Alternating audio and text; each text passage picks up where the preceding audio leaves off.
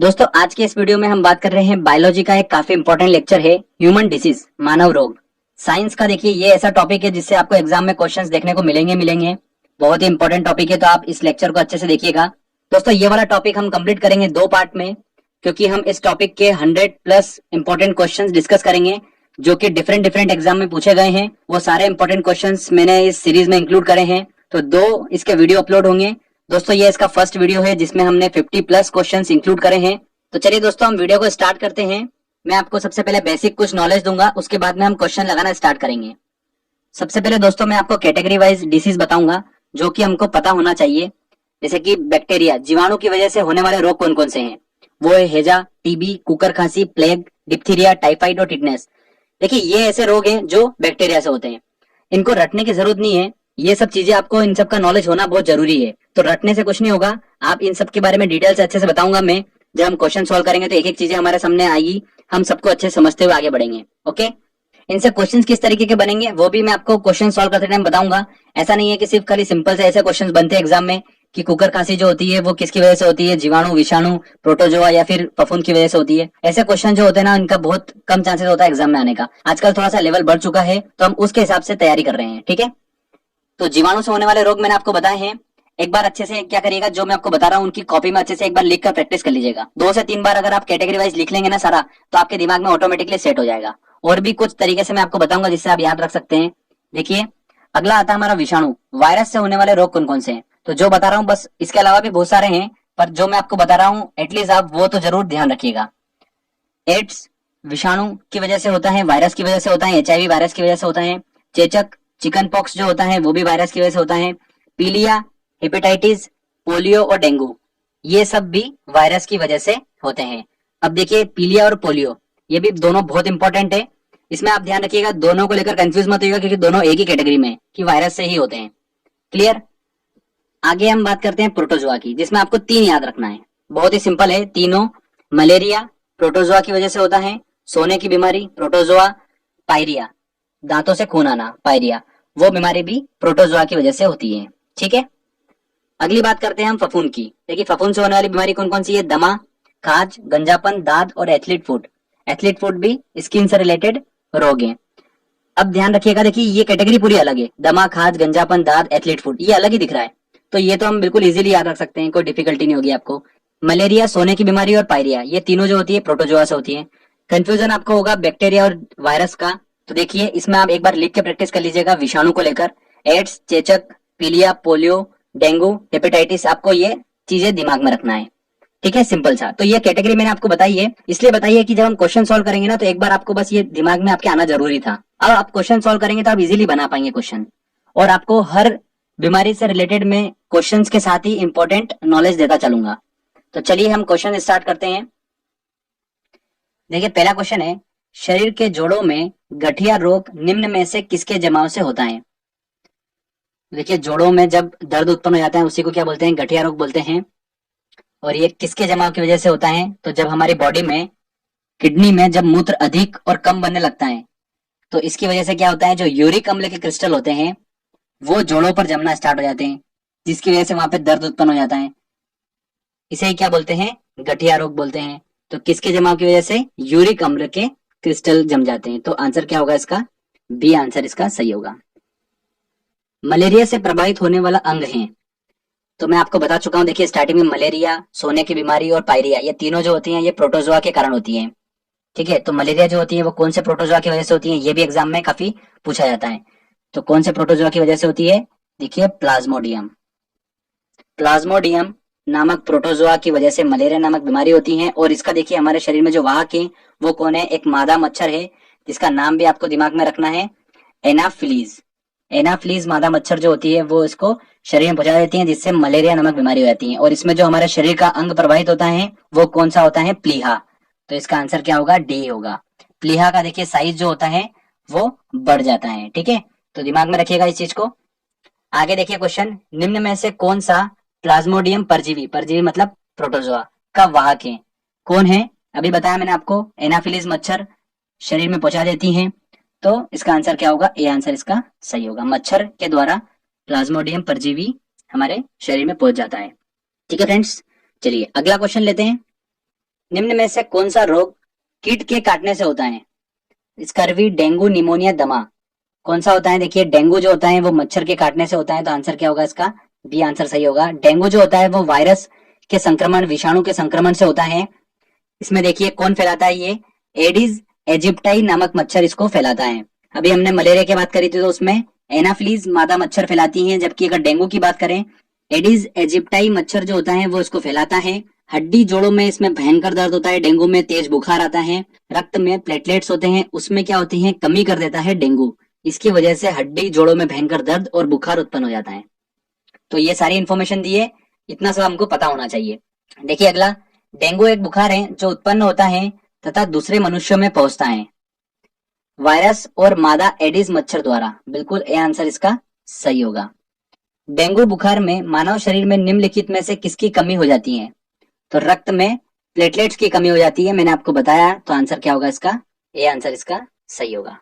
चलिए अगला क्वेश्चन लेते हैं। निम्नलिखित में से कौन सा रोग प्रोटोजुआ द्वारा होता है? तो प्रोटोजुआ द्वारा देखिए कौन सा होता है? मलेरिया होता है, बता चुका हूं मैं आपको। एंथोफोबिया निम्न का डर है। देखिए फोबिया क्या होता है? फोबिया होता है किसी घटना या वस्तु से डर उत्पन्न होना, यही क्या कहलाता है? फोबिया कहलाता है। तो जब फूल या फूल के किसी भाग से डर उत्पन्न होता है तो उसको ही क्या बोलते हैं? एंथोफोबिया बोलते हैं। ठीक है, तो यहाँ पर आंसर क्या होगा इसका? सी आंसर इसका सही होगा। तो फूलों से या फूल के किसी भाग से डर लगना एंथोफोबिया कहलाता है। अगर हम ऊंचाई की बात करें कि ऊंचाई से अगर किसी को डर लगता है तो उसको क्या बोलते हैं? उसको बोलते हैं एक्रोफोबिया। क्या बोलते हैं उसको? एक्रोफोबिया बोलते हैं। ठीक है, इस चीज को भी दिमाग में रखिएगा। देखिए अगला, हाइड्रोफोबिया किसके द्वारा होता है? तो हाइड्रोफोबिया देखिए ये पुराना नाम है किसका? रेबीज बीमारी का। रेबीज बीमारी को ही क्या बोलते हैं? हाइड्रोफोबिया बोलते हैं। और रेबीज आपको पता होगा कि जानवरों के काटने से होता है, कुत्ते के काटने से, चूहे के काटने से रेबीज नामक बीमारी होती है, और इसी का पुराना नाम हाइड्रोफोबिया है। और ये विषाणु के संक्रमण से होता है, वायरस के संक्रमण से होता है। तो वही वो पूछ रहा है किसके द्वारा होता है, तो विषाणु के द्वारा होता है। आंसर सी बिल्कुल सही होगा। तो इस चीज का ध्यान रखिएगा, हाइड्रोफोबिया रेबीज एक ही चीज है। ठीक है, इसका पुराना नाम है बस हाइड्रोफोबिया। चलिए अगला क्वेश्चन लेते हैं। निम्नलिखित में से कौन सा रोग कवक जनित रोग है? मतलब फफूंद के कारण वो रोग होता है, तो कौन सा होता है? गंजापन। आंसर क्या होगा इसका? डी आंसर सही होगा। अगला देखिए, सिलिकोसिस एक है। सिलिकोसिस जो है एक फेफड़े संबंधी रोग है। इसमें देखिए क्या होता है, धूल के कणों में उपस्थित सिलिका जो होता है वो सांस के साथ में मनुष्य के फेफड़ों तक पहुंच जाती है, और सिलिका के लगातार फेफड़ों तक पहुंचने से ये बीमारी हो जाती है। तो फेफड़ों संबंधी रोग है सिलिकोसिस। किस तत्व की कमी से घेंगा रोग होता है? तो आयोडीन की कमी से गले में घेंगा नामक रोग हो जाता है, तो आयोडीन की कमी से होता है, तो सी आंसर इसका सही होगा। चलिए अगला क्वेश्चन लेते हैं। उन देशों में जहां लोगों का मुख्य खाद्यान्न पॉलिश किया हुआ चावल है, लोग पीड़ित हैं। किस बीमारी से पीड़ित हैं? तो जब पॉलिश किया हुआ चावल होता है उसके अंदर क्या होता है? थायमीन की मात्रा बहुत ही कम होती है, और थायमीन की मात्रा कम है मतलब विटामिन B1 की कमी। और मैंने आपको बताया था विटामिन वाले लेक्चर में, विटामिन B1 की कमी से कौन सा रोग होता है? बेरी बेरी रोग होता है। तो आंसर क्या होगा यहाँ पर? बी आंसर सही होगा। बीमारी पता करने के यंत्र MRI का मतलब होता है? तो देखिए यहाँ पर तो ये सिंपली फुल फॉर्म पूछ रहा है। तो MRI का फुल फॉर्म होता है मैग्नेटिक रिजोनेंस इमेजिंग, मतलब चुंबकीय रिजोनेंस चित्रीकरण। तो यहाँ पर आंसर क्या होगा इसका? सी आंसर सही होगा। हो सकता है आने वाली एग्जाम में ऐसा भी पूछे कि इसका वर्क क्या होता है, तो वो भी समझना जरूरी है। तो फ्रेंड्स MRI में क्या होता है? रेडियो तरंगों और चुंबकीय क्षेत्र मतलब रेडियो वेव और मैग्नेटिक फील्ड का यूज कर शरीर के भीतरी अंगों की तस्वीर ली जाती है MRI में। ठीक है, और बीमारी का पता लगाया जाता है। तो इस चीज का आपको दिमाग में रखना है कि MRI का वर्क क्या होता है। शरीर के भीतरी अंगों की तस्वीर ली जाती है MRI के द्वारा। अब देखिए अगला क्वेश्चन, वेरी इंपॉर्टेंट क्वेश्चन है ये, और काफी एग्जाम्स में पूछा गया है। ठीक है, लास्ट 2-3 साल से तो पूछ ही रहे हैं एग्जाम में इसको। BMD परीक्षण किया जाता है पहचान करने के लिए। तो देखिए BMD का फुल फॉर्म जो होता है वो होता है बोन मिनरल डेंसिटी टेस्ट। क्या होता है? Bone mineral density test. तो बोन मिनरल डेंसिटी टेस्ट से आपको समझ में आ रहा होगा कहीं ना कहीं रिलेट कर रहा है हड्डी से ये। और डेंगू, मलेरिया और एड्स ये तो हड्डी से कोई रिलेशन रखते ही नहीं है। तो बचा हुआ ऑप्शन कौन सा है? ऑस्टियोपोरोसिस बचा हुआ है। तो ऑस्टियोपोरोसिस जो रोग होता है ना, ये हड्डी का एक रोग होता है जिसमें फ्रैक्चर का खतरा बढ़ जाता है, और इसी के लिए क्या किया जाता है? BMD परीक्षण किया जाता है, बोन मिनरल डेंसिटी टेस्ट। ठीक है, तो आपको इसको ध्यान रखना है अच्छे से। चलिए अगला क्वेश्चन लेते हैं, इसका आंसर तो सी हो गया। देखिए उसने क्या पूछा है, बीएमडी का परीक्षण का पूर्ण रूप क्या है, फुल फॉर्म क्या है बीएमडी का, तो बोन मिनरल डेंसिटी, मैंने आपको बताया था। तो इसका आंसर क्या होगा, बी आंसर इसका सही होगा। जो मनुष्य यह नहीं समझ पाता कि कब उसे भोजन करना रोक देना चाहिए वह पीड़ित है, कौन सी बीमारी से पीड़ित है, तो यूपीपीसीएस पिछले साल का क्वेश्चन है ये वाला। तो व्यक्ति जो होता है जब बुलिमिया नामक रोग से ग्रसित हो जाता है, बुलिमिया, तब बहुत कम समय में वो बहुत अधिक भोजन करता है, तो वही पूछ रहा है वो। तो इसका आंसर क्या होगा, ए आंसर इसका सही होगा, बुलिमिया। बुलिमिया रोग में मनुष्य को समझ में नहीं आता है कि उसको कितना भोजन खाना चाहिए कितना नहीं खाना चाहिए, बस वो खाता जाता है उसमें। अगला देखिए, शरीर में किस स्थिति को कैंसर कहते हैं, इस चीज को समझना बहुत जरूरी है। देखिए कैंसर की कंडीशन में होता क्या है, हमारी पूरी बॉडी जो है वो सेल्स कोशिकाओं से मिलकर बनी है, और कोशिकाओं को किस चीज की जरूरत होती है, पोषक पदार्थों की, कार्बोहाइड्रेट, वसा, प्रोटीन, इन सब की जरूरत होती है कोशिकाओं को। तो कैंसर की कंडीशन में होता क्या है, जो सेल्स होती है उनका क्या होता है, अनकंट्रोल्ड मल्टीप्लीकेशन हो जाता है, अनियंत्रित बहुगुणन हो जाता है उनका। मतलब सेल जो होती है वो अनियंत्रित तरीके से बढ़ने लग जाती है। अगर वो बढ़ने लगेगी तो उसको पोषक पदार्थ भी अधिक लगेंगे। तो क्या होता है, जो अनियंत्रित बहुगुणन वाली सेल्स होती है, अनकंट्रोल मल्टीप्लिकेशन सेल्स होती है, ये क्या करती है, पोषक पदार्थों का बहुत अधिक खपत करने लगती है। तो जो स्वस्थ कोशिका है हमारी बॉडी में, स्वस्थ सेल है, उनको पोषक पदार्थ की पूर्ति नहीं हो पाती है, और वो धीरे धीरे क्या होती है, नष्ट हो जाती है, जिससे क्या होता है, इंसान धीरे धीरे मरने की कगार पर आ जाता है और फाइनली उसकी मृत्यु हो जाती है। तो ये आपको समझ में आया होगा कैंसर में कंडीशन में होता क्या है। अब देखिए ऑप्शन, स्वस्थ सेलों का बनना बंद होना जिससे क्रमशः मृत्यु हो जाती है, तो स्वस्थ सेलों का बनना, ये तो कहीं बात समझ में बिल्कुल भी नहीं आती है। सी वाला ऑप्शन देखिए, सेलों का अनियंत्रण बहुगुणन, अनकंट्रोल मल्टीप्लिकेशन होता है, ठीक है, अनकंट्रोल तरीके से बढ़ती है, जिससे स्वस्थ सेलों का दम घुटने लगता है, बिल्कुल उनको पोषक पदार्थ ही नहीं मिल पाते हैं, अंततः मृत्यु हो जाती है। बिल्कुल सी आंसर इसका सही होगा। तो आपको समझ में आया होगा कि कैंसर की कंडीशन में एग्जैक्टली में बॉडी के अंदर होता क्या है। तो आपको यह चीज क्लियर हुई है कि अच्छे से, हो सकता है आने वाले एग्जाम्स में क्वेश्चंस बने इससे, तो आपको पूरा समझ में आ चुका है, आप कोई भी क्वेश्चन सॉल्व कर पाएंगे इसका। चलिए अगला क्वेश्चन लेते हैं। यदि कोई मानवीय रोग विश्व के वृहद क्षेत्र में फैलता है तो उसे क्या कहते हैं, तो जब कोई रोग किसी विशेष क्षेत्र में विद्यमान होता है, किसी क्षेत्र में कोई रोग विद्यमान है तो उसको क्या बोलते हैं, एंडेमिक बोलते हैं। क्या बोलते हैं उसको, एंडेमिक बोलते हैं। और जब कोई रोग थोड़े समय में तेजी से फैल जाता है तो उसको बोलते हैं एपिडेमिक। थोड़े समय में तेजी से फैल गया उसको एपिडेमिक बोलते हैं, और जो फैला है ये अगर पूरे विश्व स्तर पर फैल जाता है तो उसको क्या बोलते हैं, पैडेमिक बोलते हैं। तो आंसर क्या होगा इसका, ए आंसर सही होगा। किसी रोग का थोड़े समय में विश्व स्तर पर फैलना पैडेमिक कहलाता है। यही पूछा उसने, मानवीय रोग विश्व वृहद क्षेत्र में फैलता है उसे क्या कहते हैं, पैडेमिक बोलते हैं। अगला देखिए, डीपीटी का टीका निम्न में से किससे सुरक्षा हेतु दिया जाता है, तो डीपीटी का टीका दिया जाता है डिप्थीरिया, कुकर खांसी, टिटनेस, इनसे सुरक्षा हेतु दिया जाता है डीपीटी का टीका। तो आंसर क्या होगा इसका, सी आंसर होगा। डीपीटी का टीका निम्न में से किसके काम नहीं आता है, डिप्थीरिया, पोलियो, काली खांसी, टिटनेस, तो पोलियो के काम बिल्कुल भी नहीं आएगा। पोलियो जो बीमारी होती है वो वायरस के संक्रमण के कारण होती है, डिप्थीरिया, काली खांसी, टिटनेस जो होती है ये बैक्टीरिया के संक्रमण से होती है, इसीलिए डीपीटी का टीका दिया जाता है। अगला क्वेश्चन लेते हैं, इनमें से कौन से रोग का कारण जीवाणु नहीं है, एड्स, डिप्थीरिया, हैजा, काली खांसी। देखिए डिप्थीरिया, हैजा, काली खांसी जो होता है वो जीवाणु बैक्टीरिया की वजह से होते हैं, एड्स जो होता है वो एचआईवी वायरस की वजह से होता है। तो देखिए क्या पूछ रहा है वो, कि रोग का कारण जीवाणु नहीं है, तो ऑब्वियस सी बात है ए आंसर होगा इसका। अगला देखिए, ब्लू बेबी नामक प्रदूषणकारी बीमारी पीने वाले जल में निम्न में से किसके अधिक विद्यमान होने के कारण होती है। इसमें क्या होता है, इससे बच्चे तब प्रभावित होते हैं जब जल में नाइट्रेट की मात्रा अधिक होती है, और ये नाइट्रेट जब बॉडी में पहुंचता है तो शरीर में जाने के बाद में हमारे रक्त में उपस्थित हीमोग्लोबिन के साथ क्रिया करता है ये नाइट्रेट, और क्या बना देता है, मिथेमोग्लोबिन बना देता है। अब बॉडी में मिथेमोग्लोबिन अगर बढ़ जाएगा तो क्या होता है, जो कोशिकाएं होती हैं, कोशिका, हमारा पूरा शरीर कोशिकाओं से मिलकर बना है, उनको ऑक्सीजन प्रॉपर नहीं पहुंच पाती है। अगर मिथेमोग्लोबिन की मात्रा ज्यादा बढ़ जाती है उसकी वजह से कोशिकाओं को ऑक्सीजन नहीं पहुंच पाती है, जिससे शरीर पूरा नीला पड़ जाता है, होठ नीले पड़ जाते हैं। तो यही होता है ब्लू बेबी नामक बीमारी, ठीक है। तो इसका आंसर क्या होगा, जल में नाइट्रेट की मात्रा अधिक, सी आंसर इसका सही होगा। रक्त में निम्न की अधिकता से ब्लू बेबी सिंड्रोम नामक बीमारी होती है। तो रक्त में देखिए मिथेमोग्लोबिन की मात्रा बढ़ जाती है, आंसर क्या होगा इसका? सी होगा। अब कभी भी ब्लू बेबी नामक बीमारी से क्वेश्चन आएगा, आप इजीली क्वेश्चन सॉल्व कर पाएंगे। ठीक है, मैंने पूरी डिटेल आपको दे दी है। चलिए अगला क्वेश्चन लेते हैं। चिकित्सकीय भाषा में गोल्डन आवर का संबंध है, किससे संबंध है? देखिए, जब हार्ट अटैक आता है उसके बाद का जो 1 घंटा होता है उसी को क्या बोलते हैं? गोल्डन आवर बोलते हैं। तो ये हृदयघात से संबंधित है। बीटा ब्लॉकर एक औषधि है बचाने हेतु, हार्ट अटैक से बचने हेतु यूज की जाती है औषधि बीटा ब्लॉकर।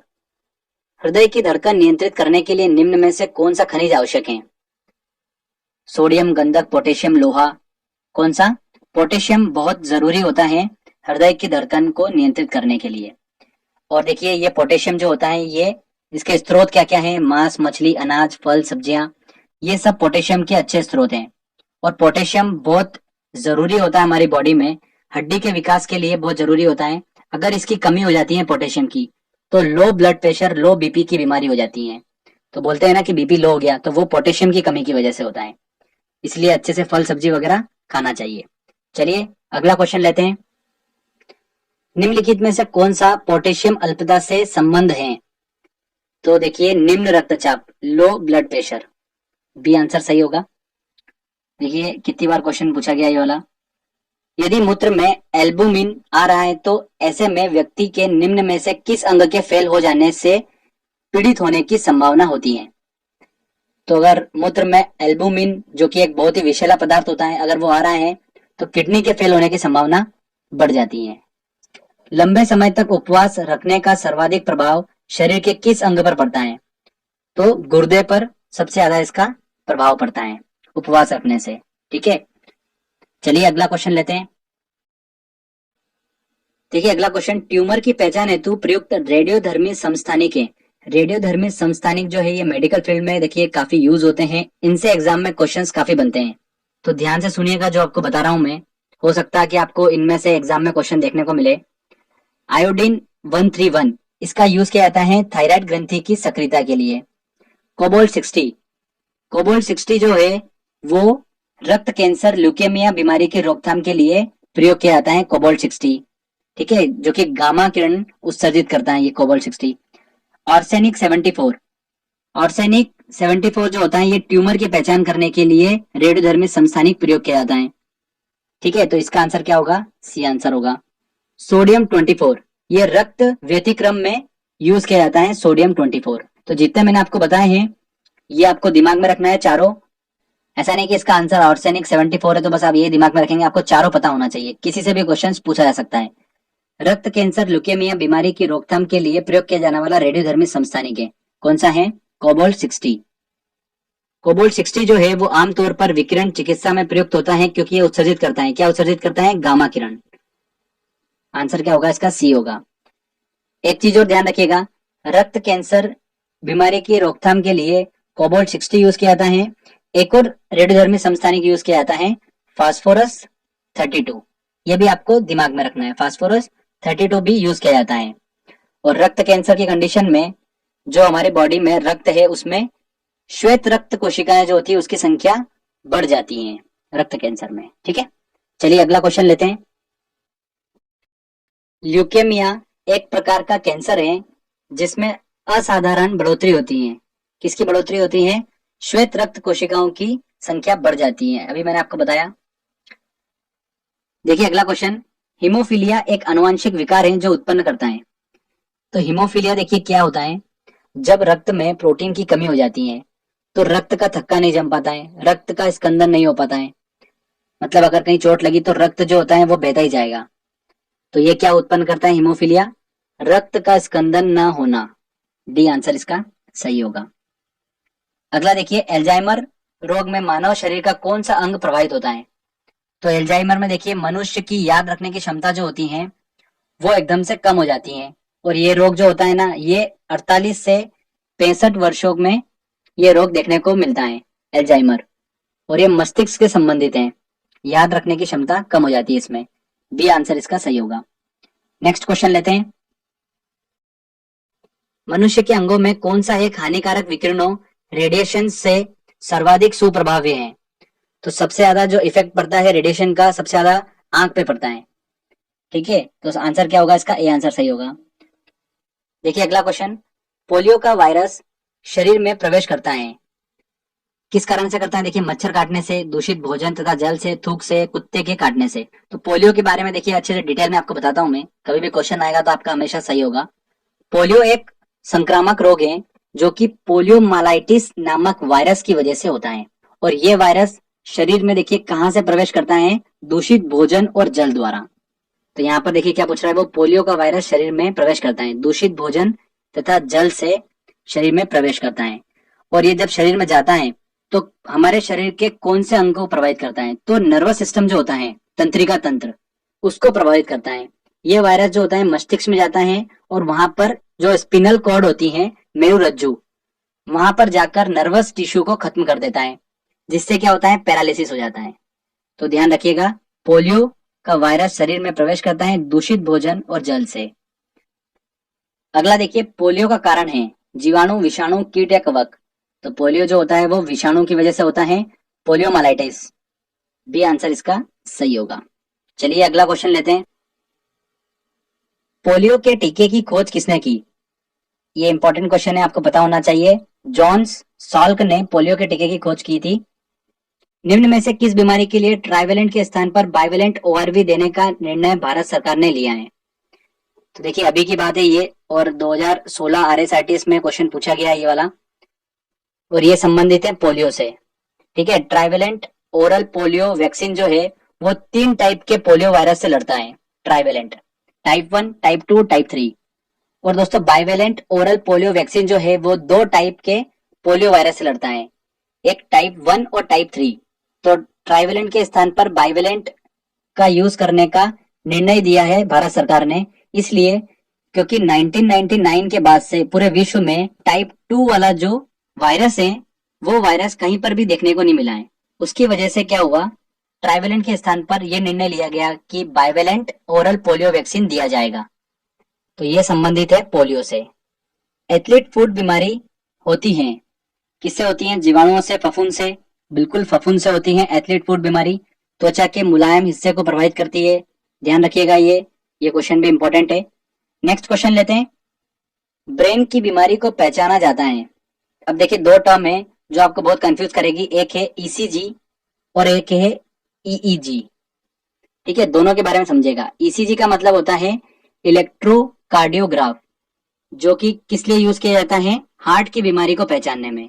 और ईईजी जो है ये यूज किया जाता है, इसका मतलब होता है इलेक्ट्रो एनसीफिलोग्राफ। ठीक है, इलेक्ट्रो एनसीफिलोग्राफ ये यूज किया जाता है मस्तिष्क की बीमारी को जानने में। देखिए यहाँ पर क्या पूछ रहा है, ये ब्रेन की बीमारी को पहचाना जाता है ईईजी द्वारा। ठीक है, तो आंसर क्या होगा इसका? ए आंसर सही होगा। अगला देखिए, पैथोजिन जो सामान्य जुकाम के लिए उत्तरदायी है वो है, क्या है? देखिए रीनो वायरस है, जो आमतौर पर देखिए हमको जुकाम हो जाता है, हल्का सा बुखार टाइप लगता है, आंखों से पानी आना, छींक आना, वो किस वायरस की वजह से होता है? तो वो रीनो वायरस की वजह से होता है। नेक्स्ट क्वेश्चन देखिए, डाउन सिंड्रोम एक जेनेटिक डिसऑर्डर है जो होता है, किस वजह से होता है? जब गुणसूत्रों की संख्या में परिवर्तन हो जाता है उसके कारण से डाउन सिंड्रोम नामक विकार उत्पन्न हो जाता है, डिसऑर्डर उत्पन्न हो जाता है। तो इसका आंसर क्या होगा? ये आंसर है।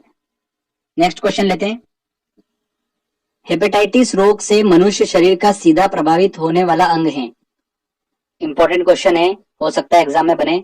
हेपेटाइटिस रोग जो होता है किस वायरस की वजह से होता है? HBV वायरस की वजह से होता है, hepatitis B virus. Hepatitis B virus की वजह से हेपेटाइटिस रोग हो जाता है, जिसमें लीवर में जलन और सूजन पैदा हो जाती है। तो ये लीवर से संबंधित है, यकृत से। ये आंसर सही होगा। निम्नलिखित में से कौन सा रोग एक वायरस द्वारा होता है? डिप्थीरिया, मलेरिया, हैजा या हेपेटाइटिस? तो डिप्थीरिया, मलेरिया, हैजा। मलेरिया तो संबंधित है प्रोटोजोआ से, डिप्थीरिया, हैजा जो है वो बैक्टीरिया संबंधित है, और हेपेटाइटिस जो है वो वायरस से संबंधित है। तो आंसर क्या होगा इसका? डी आंसर सही होगा। निम्न में से कौन संक्रमित मच्छर के काटने से नहीं होता है? देखिए पित्त, ज्वर, मलेरिया, डेंगू ये सब मच्छर के काटने से होता है। प्लेग जो होता है वो मच्छर के काटने से नहीं होता है। इसका आंसर ए सही होगा। प्लेग के बारे में देखिए ध्यान से सुनिएगा। ये प्लेग नामक जो बीमारी होती है ये सबसे पहली बात तो बैक्टीरिया के कारण उत्पन्न होती है। अब कौन सा बैक्टीरिया रिस्पॉन्सिबल होता है इसके लिए? तो पेस्टुरेला पेस्टिस नामक बैक्टीरिया जो होता है वो रिस्पॉन्सिबल होता है प्लेग नामक बीमारी के लिए। इसमें क्या होता है? तेजी से बुखार आता है, और इस रोग से शरीर के फेफड़े जो होते हैं वो प्रभावित हो जाते हैं। अब बात आती है कि ये प्लेग नामक जो बीमारी होती है ये आती कहाँ से। तो सबसे पहले ये जो बीमारी होती है, ये बीमारी होती है चूहों को। चूहों के शरीर पर क्या होते हैं, छोटे छोटे पिस्सू होते हैं। ये पिस्सू क्या करते हैं, चूहों का रक्त जो खून चूसते रहते हैं, जिससे क्या होता है कि ये जीवाणु जो होता है, कौन सा वाला, पेस्टुरेला पेस्टिस, उन पिस्सुओं के शरीर में आ जाता है। और जब ये पिस्सू काटते हैं किसी शरीर को, तो ये जीवाणु उस शरीर में चला जाता है, जिससे क्या होता है, प्लेग नामक रोग हो जाता है। तो ये संक्रमित मच्छर के काटने से नहीं होता है। तो इतना आपको पता होना चाहिए इसके बारे में। एक बार सुन लिया ना, बस आपको आइडिया लग गया होगा अब तो। चलिए अगला क्वेश्चन लेते हैं। निम्नलिखित में से कौन सी जोड़ी गलत है। देखिए, प्लेग चूहा बिल्कुल सही है, रेबीज कुत्ता ये भी सही है, टैपवर्म सुअर, टैपवर्म जो बीमारी होती है ये सुअर का अधपका मांस खाने की वजह से होती है। पोलियो बंदर ये गलत है। पोलियो जो है एक संक्रामक रोग है जो कि पोलियोमाइलाइटिस विषाणु कारण होता है, मैं आपको बता चुका हूँ। दूषित भोजन और जल द्वारा ये रोग होता है जो कि नर्वस सिस्टम को प्रभावित करता है। तो ये बंदर वाला तो सिस्टम पूरा गलत है, तो डी आंसर सही होगा इसका। बच्चों में प्रोटीन की न्यूनता के कारण जो रोग उत्पन्न होता है वह है। तो देखिए, भारत में भुखमरी बहुत ज्यादा है, इसकी वजह से देखिए यहाँ पर ये रोग जो होता है वो ज्यादा देखने को मिलता है। कौन सा, मेरास्मस।